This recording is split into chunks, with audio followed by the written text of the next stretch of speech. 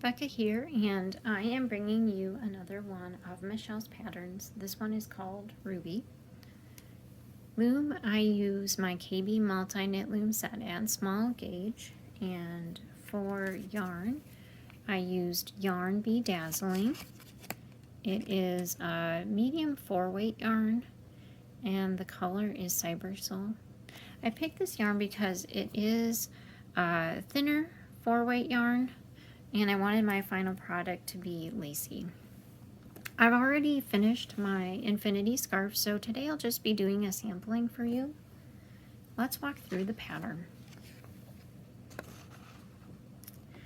I cast it on 32 pegs, but if you want to make it wider, this pattern is multiple of 9 plus 2 for your edge pegs.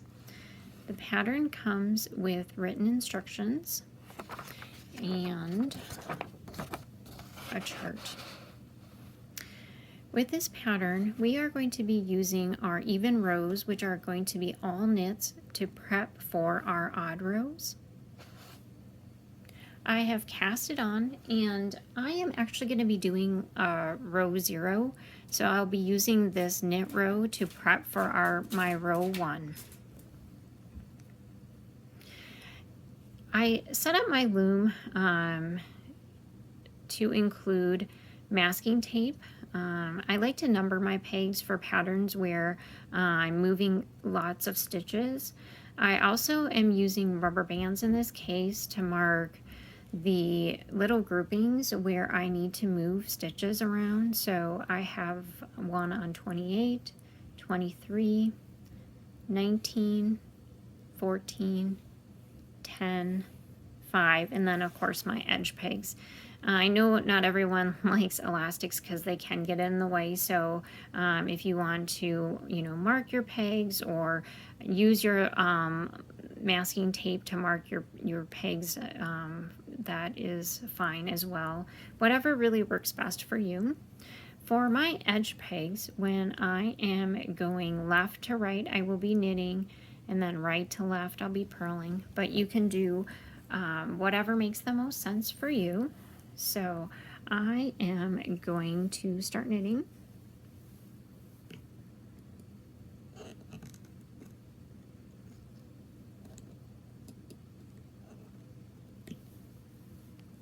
And I'm going to just knit until I get to that first grouping and I need to start moving my stitches. And I am going to be knitting into that grouping, so really I'm going to be knitting that second peg of my first grouping, which in this case is peg 27. So I will knit 27, and then I'll pull a little slack, move 27 to 28. And then knit 26, move 26 to 27. Knit 25,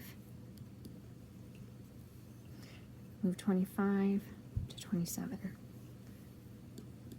And then you'll see my 28 and 27 have 2 stitches, 26 and 25 are empty. And then I will knit 24 and 23 and move 23 to 24. And then I am just going to be repeating those same steps in those sections, knitting over to those sections in between. In the next section, I will knit to peg 18, pull a little slack, move 18 to 19, knit 17, move 17 to 18, knit 16, move 16 to 18, and then my 16 and 17 will be empty. Knit 15, knit 14, move 14 to 15, and then again knit in between the groupings.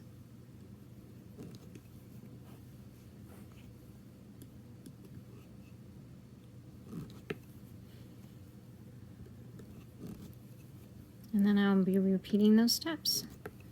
Knit 9, move 9 to 10. Oops. Drop a stitch here. Let's try that again. Move 9 to 10. Knit 8. Move that to 9. Knit 7. Move that to 9. 7 and 8 will be empty. Knit 6, knit 5, and then 5 over to 6. Alright, then just knit the rest of this row.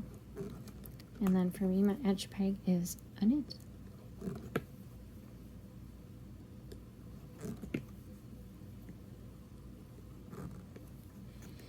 Alright, so that was row 0 prepping for row 1. And then we're going to turn and do row 1. For me, my edge peg is a purl, so I'm going to do that. And then with this row, when I come to an empty peg, I'm just going to lay my yarn loosely in front of the peg.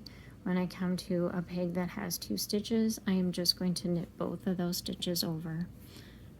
So just going to start knitting all my pegs here. Lay my yarn loosely in front, and then knit those 2 stitches. Lay my yarn in front, knit 2 stitches.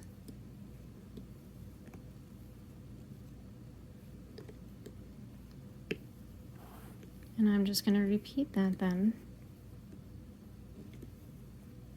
for the rest of this row.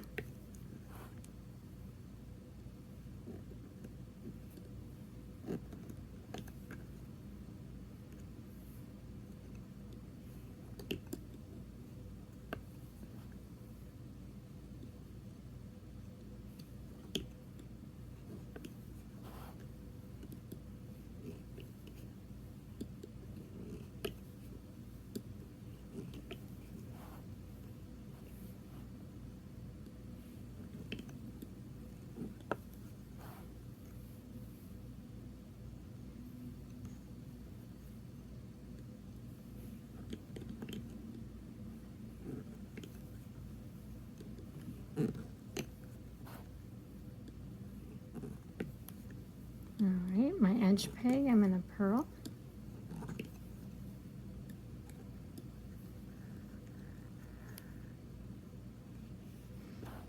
Alright, and then we are then on row 2. We're going to use that to prep for row 3.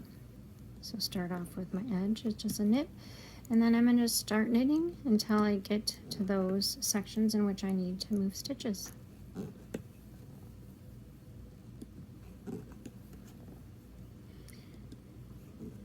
And this time around, I am actually going to be knitting until in this first section, until I get to peg 25. I'm going to knit 25 and 26, and then you'll see I'll have this huge loop on 25 and 26. I'm going to move that to 27 and 28. So 28 and 27 will have 2 stitches. 26 and 25 will be empty. Knit 24, knit 23, and then I'll move 23 to 24. And then I'll just keep knitting until I get to the next section. And I'm going to knit 17 and 16, and again I have that big loop on 16 and 17. I'm going to pick that up, move that to 18 and 19. 17 and 16 will be empty. Knit 15, knit 14, move 14 to 15, and then I'm just going to keep knitting.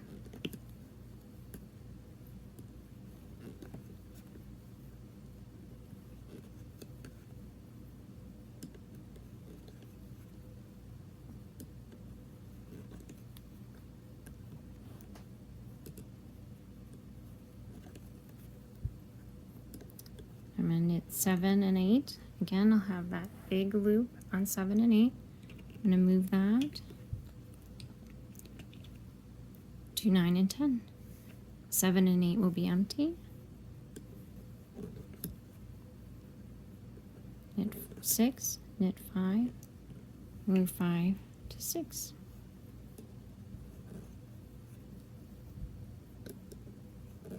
And then knit the rest of this row. Edge peg is a knit. All right, and then I'm going to turn and then do my row 3. Start off with a purl, and then I'm going to keep knitting. When I come to an empty peg, I'm going to lay my yarn loosely in front. If I come to a peg that have 2 stitches, I am going to knit those 2 together. And I'm just going to continue on repeating those same steps for this first section of the pattern. And then things change up once we get to row 10. You will see here that there are just 2 stitches that we're going to be moving. We are going to be moving 28 to 27 and 25 to 24. And then the next section is really just a repeat of this bottom that we did, except for its flip-flop. So you'll be using the same technique that I just demonstrated. You will continue on repeating that pattern until you reach the length that you want. If you're making an infinity scarf, you will lift the cast on row back onto your loom. You will knit off and do a super stretchy bind off like I did. Happy looming!